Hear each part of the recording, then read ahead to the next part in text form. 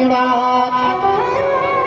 भगवान ने चावल को पूरी मुट्ठी में उठाया, एक मुट्ठी पानी, पुनः फिर दूसरी मुट्ठी चावल उठाया पानी, अब तीसरी मुट्ठी चावल जीव लेकर खाने में खा लगे। इतने में रुक्मिणी मैया ने आकर हाथ पकड़ लिया, स्वामी आपने सर्वस्व दे दिया, क्या आप स्वयं भिखारी बनना चाहते हो? तो भगवान ने रुक्मिणी से कहा, भवानी ब्राह्मण के कारण ही आज तुम यहाँ हो, अगर सुदेव नाम के ब्राह्मण पत्र न ले आता तो आज तुम यहाँ न होती और तुम रोक नहीं। कहा रोक नहीं ले महाराज, कुछ अपने लिए भी रखो, क्योंकि एक मुश्किल चावल खाकर एक लोग, दूसरी मुश्किल खाकर दो लोग तो आपने सुदामा को दे दिया, अब कुछ तो अपने लिए बचा कर लो। तब भगवान ने पुनः उसको रख दिया और आशीर्वचन प्रदान किया। सुदामा ने सबको खूब मंगल के साथ आए और समय व्यतीत हुआ, काफी दिन फिर सुदामा भी चलने के लिए तैयार हो गए। भगवान ने तो सब दे दिया, सुदामा को पता नहीं, सुदामा भी चल गए। जब चल गए तो कन्हैया ने कहा, अरे मित्र भाभी को एक संदेशा दे देना, क्योंकि आते समय सुशीला ने एक संदेशा कहलवाया सुदामा जी से, क्या एक माह दुई पाख में दुई एकादश हो, जा कहियो सरकार से मेरे घर तब द्वादशी हो। लगा देना कि एक माह दो पाख में दो ही एकादशी होती है और मेरे घर में तो अन्न का एक कण नहीं है, हर पल हम हर रोज एकादशी मनाते हैं, तो क्या मेरे घर भी कभी द्वादशी होगी कि निरंतर एकादशी भी मनानी? तो जाते समय भगवान ने कह दिया, जाकर भाभी से कह देना कि होनी थी स्वयं हो गई, पर अब ऐसी हो तेरे भवन में नित्य द्वादशी हो।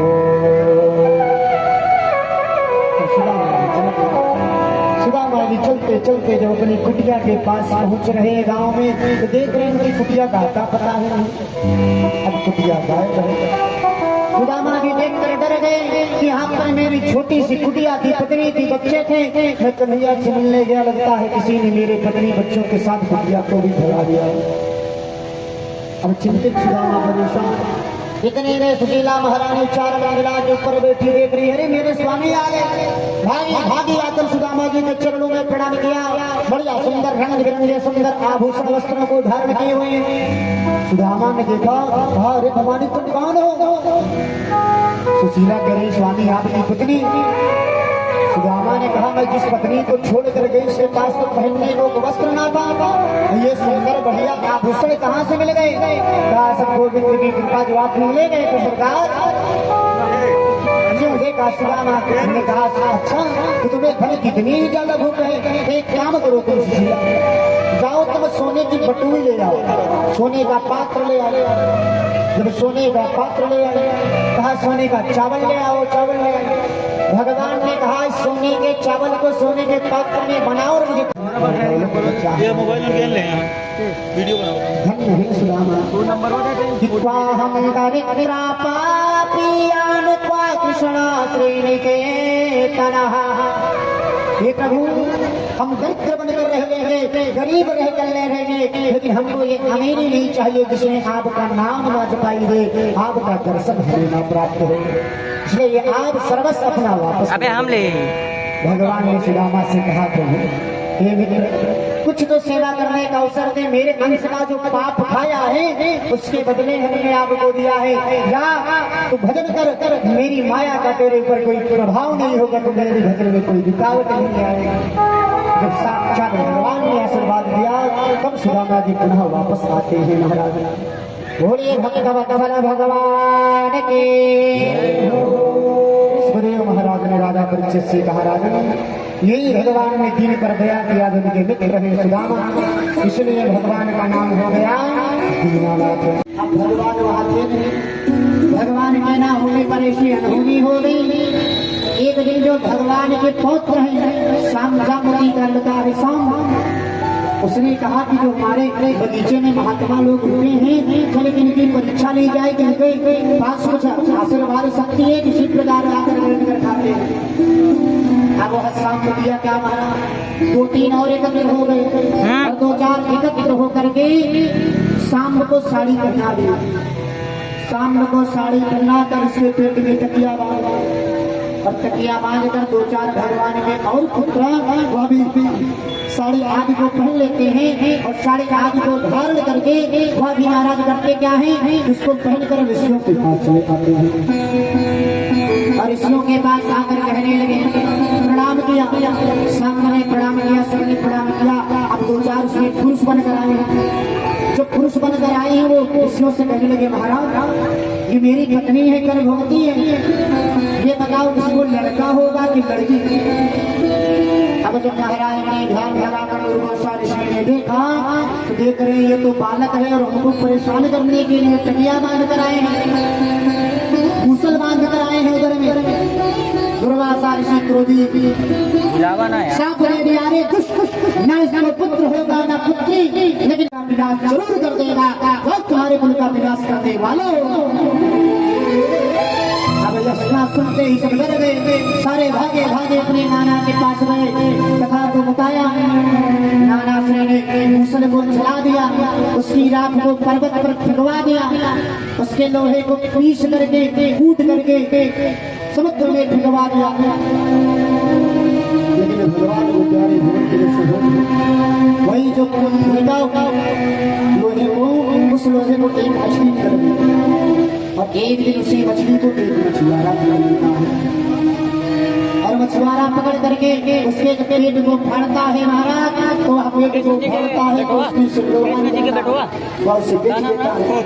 एक बहलिया लेता है, बहलिया उससे बाण बनाता है और बाण बना करके भगवान मथुरा में एक दिन हुआ क्या, मथुरा के सारे लोगों ने खुद मदीना को तोड़ दिया और जो सीमा को तोड़ा देखते हुए देखते महाराज सारी द्वारिका पूरी जल में डूब जाती है और बलदाऊ भैया भी बड़े आनंद के साथ भगवान स्वधाम करने की लीला को समाप्त कर वैकुंठ में गए। उद्धव जी धर्म की रक्षा करने के लिए वहां से भागे और सारी द्वारिका जल में डूब करके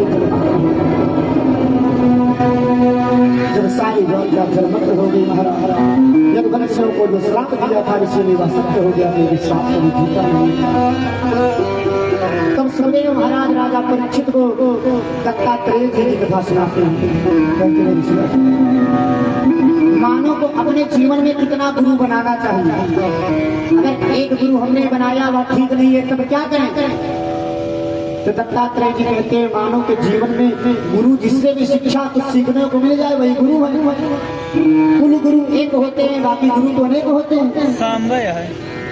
इसलिए गुरु चाहे जितना बनाओ लेकिन कुल गुरु विचार करके बनाना। अब भगवान ने कहा सुखदेव महाराज बताने लगे राजा परीक्षित को, राजन एक स्वामी है दत्तात्रेय जी जिन्होंने अपने जीवन में 24 गुरु बनाए। 24 गुरु हमारा किसको बनाया, कहा दत्तात्रेय जी ने बिच्छू को गुरु बना लिया। लोग मनुष्य को बनाते बिच्छू को बना लेते, बिच्छू से क्या शिक्षा मिला। एक दिन दत्तात्रेय जी स्नान करने लगे, एक बिच्छू डूब रहा था तो के लिए अंजन में चल लेकर बाहर निकालने का प्रयास करते तो बहुत डंक मारता छोड़ देते, फिर उठाते फिर डंक मारता छोड़ देते। दत्तात्रेय जी ने सोचा ये मर जाएगा लेकिन अपना स्वभाव नहीं छोड़ रहा, डंक मार रहा है। तो मानव को स्वभाव क्या है, परोपकार करना। इसलिए जीवन में कितने भी दुख आवे लेकिन मानव को सदा परोपकार करते रहना चाहिए। ये बिच्छू से शिक्षा मिलती है। कबूतर को गुरु बनाया, कबूतर से क्या शिक्षा मिली। एक कबूतर दो चार अगर वन में बैठे रहे वही बहेलियां आकर के चाल लगा दी। अगर एक कबूतर जाल में फंस जाता है तो जानते हुए भी सारे कबूतर उस जाल में आकर फंस जाते हैं। इतने प्रेम के वसीले होते हैं। तो कहा अगर प्रेम करना सीखना है तो कबूतरों से सीखिए कि प्राण चले जाएंगे लेकिन अपने मित्र का साथ नहीं छोड़ेंगे। तीसरे नंबर पे महाराज एक कन्या को गुरु बनाया। लड़की से क्या शिक्षा मिला, कहा लड़की का विवाह अंग्रेजी से 8 हो गया, तय हो गया। तो जब एक दिन विवाह तय हो गया तो घर में कोई था नहीं, लड़की अकेले थे। उसके सास ससुर आए उसके यहाँ, और जब सास ससुर आए तो साथ में धान ले आए और चूड़ी ले आए, और धान चूड़ी लेकर आए। कहा भैया तो इस चूड़ी को पहन करके धान को कूट कर चावल बनाते हैं क्या? अब वह कन्या जब अंदर गई, चूड़ी को पहन कर धान कूट की तो वह चूड़ी आपस में बच गई। फिर कूट गई, फिर बच गई। फिर महाराज को अब चूड़ी जब रहेंगी तो लड़ेंगी आपस में, तो उसने सारी चूड़ियों को उतार दिया, दोनों हाथ में सिर्फ एक एक चूड़ी को पहनकर वह कूट देती है, चावल बना के खिला देती है। तो चूड़ी भी पहन लिया, बात भी पूरी हो गई। कहा इससे क्या शिक्षा मिली? कहा इससे ये शिक्षा मिलता है कि जब घर में बहुत सारे लोग हों तो बहुत सारे लोग अगर होंगे तभी घर में खटपट होगी। तो जब घर में खटपट होते हैं नहीं कि हम घर से महाराज मर जाएंगे, भाग जाएंगे। जब आपका मन ना मिले तो एकांतवास धारण कर लो, अकेले में रहो, लेकिन प्रभु की भक्ति की कभी मत भूलो, सदा भगवान को भक्ति। एक बालक को गुरु बनाया, बालक से क्या शिक्षा मिला? बालक को अगर मार दो तो रोने लग जाता, और 2-4 रुपए दे दो प्रसन्न हो जाता है। तो कहा उसी प्रकार ये संसार के लोग ये भगवान की भक्ति से भागते रहते। कोई साधु महात्मा आकर बताया कि भजन करो, तो 2-4 दिन खूब भजन करेंगे, उसके बाद फिर अपने में मस्त हो जाते हैं। ये बालक की बात ये, जैसे वो बालक भूल जाता है कि हमें कोई मारा है, मैं मस्त हो जाता है, उसी प्रकार ये भक्त लोग भी। हाँ, 11 दिन तक बड़े उत्सव आया, खूब भक्ति जगाते हैं। उसके बाद 354 दिन शायद गणेश जी आरती जाती है। 11 दिन तो खूब सुबह शाम गाते हैं, लेकिन ऐसे कौन भक्त हैं जो 354 दिन और गाते हैं गणेश जी की आरती? बस ये तो ऐसी भक्ति है। बालकों जैसी ही तो है। 11 दिन के लिए हम मेला आया, पैसा लेकर मेले तो चलाती भूल जाए, ऐसा है। भक्ति में भजन करो भगवान, ये बालक को शिक्षा मिलती है। बंदर को गुरु बनाया, बंदर से क्या शिक्षा मिली? बंदर ने देखा एक मटकी में लाई भरा हुआ था, वह हाथ डाल कर लाई को जब निकालने लगा तो हाथ डाल दिया और मुट्ठी में चप्पल किया, हाथ निकालने लगा तो मुट्ठी निकल नहीं रही क्योंकि बंद हो गई। फिर हाथ छोड़कर निकालता निकल जाता। कहा ये क्या? कहा ये शिक्षा है कि आप हाथ खोल कर आए हो, हाथ खोल कर जाना है, और फिर भी ये दुनिया वाले कितना माया, कितना पैसा, कितना गाड़ी, कितना मकान, कितना दुकान इकट्ठा करना महाराज उनका मन ही नहीं लगता। जब देखो तब पैसा पैसा पैसा, टका करना टका ही परम टका। अगर सत्य बात की जाए तो मात्र 7 दिनों की कथा हुई, लेकिन इन 7 दिनों में भी महाराज बहुत सारे ऐसे लोग हैं जो कि 7 दिन भी अपना व्यापार नहीं छोड़े। किसी दिन पंडाल में आगे कथा हो चाहे कुछ हो, उनको सिर्फ अपने व्यापार से मतलब इसलिए मतलब कथा बंदरों जैसी करके नहीं, इसलिए भगवान को पाने के लिए सब दिन व्यापार करते हो तो 2-4-10 दिन के लिए तो भगवान इस प्रकार एक हिलनी को जो देखो दीवार आदमी लगा देती है, उससे क्या शिक्षा मिली? हिलनी का जब समय मृत्यु समय निकट आता है तो उसे पता चल जाता है, तो क्या करते हैं? उड़ते हुए जाती है, जिसको भी पाती है, चाहे मच्छर हो चाहे मक्खी हो, उसी को पकड़ कर ले आती है, अपने बिल में डाल देती है और ऊपर से गू करते हुए बंद करके मर गया। और जब वहाँ कुछ दिनों बाद टूटता है तब उसमें जो निकलता है वह फिरनी ही हो जाता है। उसी प्रकार मानव का स्वभाव होना चाहिए कि आपको जब ये लगे कि हमारे घर में सुख शांति रहे तो आप अपने बच्चों को भक्ति करना सिखाओ। रोज सुबह मंदिर जाओ, बच्चों को भी साथ लेकर जाओ। 2-4 दिन नाटक करेगा फिर आदत पड़ जाएगी, भूली का नहीं, लेकिन शिक्षा आपको देनी पड़ेगी। इसलिए 24 गुरु बनाया दत्तात्रेय जी ने महाराज। आपको जीवन में जिससे शिक्षा मिली तो आप उसी को गुरु बना लेना चाहिए। वेद के 1 लाख मंत्र हैं, 1 लाख मंत्र में 80,000 मंत्र कर्मकांड के हैं, 16,000 ज्ञान कांड के और 4 लाख उपासना कांड के। तो भगवान बोलेंगे किससे? 80,000 क्या करने पड़ोगे, कर नहीं पाओगे, 16,000 वाला हो नहीं पाएगा। जानते हैं क्योंकि जिस वस्तु का दान कर दिया जाए फिर वो आपकी नहीं रह जाती, दोष लगता है। तो कन्या दान होता है, तो जब कन्या का दान कर दिया तो कन्या की कोई भी वस्तु नहीं लेनी चाहिए। लेकिन कलयुग में पढ़े लिखे बुद्धिजीवी लोग रहते कहते हैं ऐसे बिटिया वैसे बेटा, तो फिर बिटवा का भी दान कहते भैया को बुलाते क्या बेटवा को कन्यादान होता है ना कि बेटे का, तो कन्यादान करने के बाद बिटिया के यहाँ का कुछ ग्रहण माता पिता को नहीं करना चाहिए, नहीं तो उनको पाप लगता है, नरक में जाना पड़ता है। बेटे का आप दान नहीं करते, बेटे का तो आप दान नहीं कराते हैं, तो इसलिए बेटा आपकी सेवा करता है। शास्त्र हमारा बड़ा नियम जो बताया है बहुत बताया है, लेकिन कलयुग में लोग कन्या का कितना पाए, बिटिया का कितना रख लें, महाराज कुछ पता ही नहीं, और इसी कारण खत्म हो। दूसरा एक महाराज आदमी था जिसका एक हाथ फट गया, खून बह रहा था, उसके मांस लटके हुए थे, वो अपने हाथ